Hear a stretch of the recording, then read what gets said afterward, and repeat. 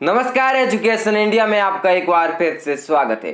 बात करने वाले हैं मध्य प्रदेश और महाराष्ट्र की।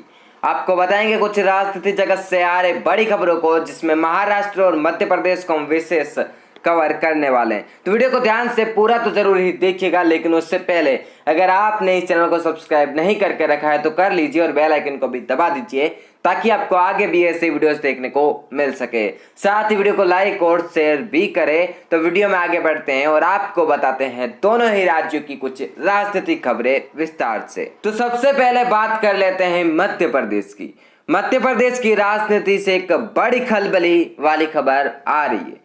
जैसा कि आपको पता ही होगा कि आगे आने वाले कुछ दिनों के अंदर या कुछ महीनों के अंदर उपचुनाव है और इस उपचुनाव को लेकर पहले से राजनीतिक तैयारियां शुरू कर दी गई है। कांग्रेस और भाजपा दोनों ही पूरा जोर लगा रही है ताकि इस चुनाव को जीता जा सके। कांग्रेस अगर ज्यादा सीटें जीत जाती है तो कांग्रेस शायद वापस सरकार बना पाए और अन्यथा भाजपा की सरकार बन ही रहेगी। लेकिन उससे पहले कांग्रेस सेंधमारी की कोशिश कर रही है भाजपा के ऊपर और भाजपा के सांसदों के ऊपर।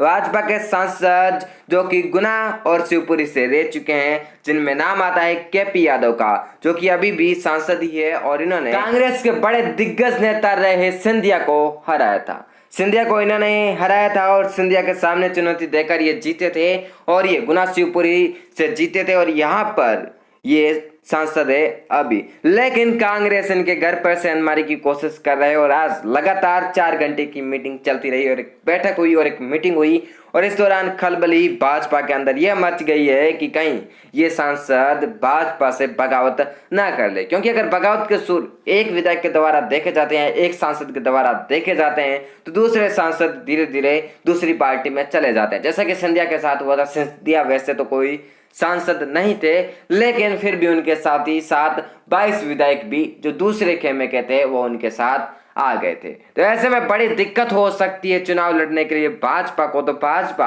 अपने विधायकों और सांसदों को पूरी तरीके से संभालने की कोशिश करेंगी। जैसा कि अभी गुजरात में देखने को मिला है, एक साथ 8 विधायकों के इस्तीफे कांग्रेस की तरफ से दिए गए हैं। तो इस प्रकार से मध्य प्रदेश में भी हो सकता है और इस बार भाजपा के अंदर हो सकता है, क्योंकि 22 विधायक जो पहले से बागी होकर कांग्रेस से भाजपा में आए हैं और उन्हें ही खड़ा करना पड़ेगा भाजपा को वही 22 सीटों पर। ऐसे में जो भाजपा के दिग्गज नेता है, जो विधायक के उम्मीदवार है, उनके भविष्य पर खतरा आन पड़ेगा और इसीलिए वो शायद अंदरूनी लड़ाई के शिकार हो और भाजपा से बगावत का दौर अपना ले और बागी हो जाए। तो आपको बता दें, कांग्रेस नेता और पूर्व मंत्री सचिन यादव अशोकनगर स्थित सांसद केपी यादव के घर पहुंचे।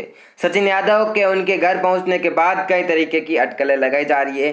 सचिन सोमवार को केपी यादव के सतारे स्थित घर पहुंचे थे। उनके आवास पर सचिन ने केपी यादव के भाई से करीब 40 मिनट तक बात की। इससे कई सारी अटकलें लगाई जा रही है और ये अटकलें शायद बगावत का रूप ना ले ले, यही बात सामने आ सकती है। अब बढ़ते हैं दूसरी बड़ी खबर की ओर। तो वो यह है कि सिंधिया, ज्योतिरादित्य सिंधिया, जो बगावत करके भाजपा में आए थे, उन्हें और उनकी मां को हो चुका है ये कोरोना और महामारी के वो भी हो चुके हैं शिकार। तो भाजपा को एक बड़ा तगड़ा झटका ये लगा है कि जैसे ही सिंधिया को ये बीमारी हुई है, वैसे ही उपचुनाव में कुछ बड़ा प्रभाव देखने को मिल सकता है। बात करें कुछ और बड़ी खबरों की, तो दिल्ली के मुख्यमंत्री भी पाए जा सकते हैं पॉजिटिव। अभी फिलहाल रिपोर्ट आनी बाकी है। रिपोर्ट अभी कुछ ही देर में या फिर कल तक आ सकती है। ये सारी बातें कही जा रही है और ये राजनीतिक बड़ी खबरें आ रही है। और मध्य प्रदेश और दिल्ली की बात कर ली, अब चलते हैं महाराष्ट्र की। तो महाराष्ट्र की बड़ी खबर की आपको बताए तो कल महाराष्ट्र में वर्चुअल रैली संबोधित करते हुए राजनाथ सिंह ने महाराष्ट्र की गठबंधन की महाविकास आघाड़ी सरकार को घेरा। शिवसेना को कोसते हुए राजनाथ ने कहा कि हमारे साथ मिलकर चुनाव लड़ा और बाद में किसी और के साथ जाकर सरकार बना ली।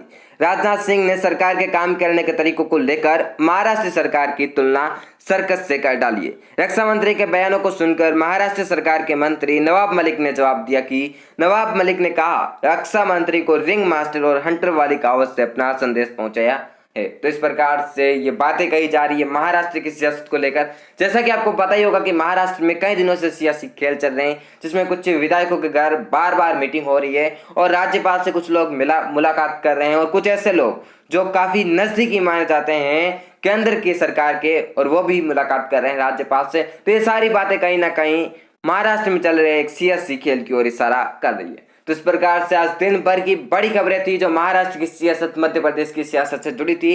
इसके साथ दिल्ली से भी एक बड़ी खबर आ रही थी। वो सारी बातें हमने इस वीडियो में कर ली हैं। वीडियो अगर अच्छा लगा हो तो लाइक कर ले, शेयर कर ले, साथ ही साथ चैनल को सब्सक्राइब कर ले और बेल आइकन को दबा दे। फिर मिलते हैं नई वीडियो और नई जानकारी के साथ। तब तक के लिए धन्यवाद।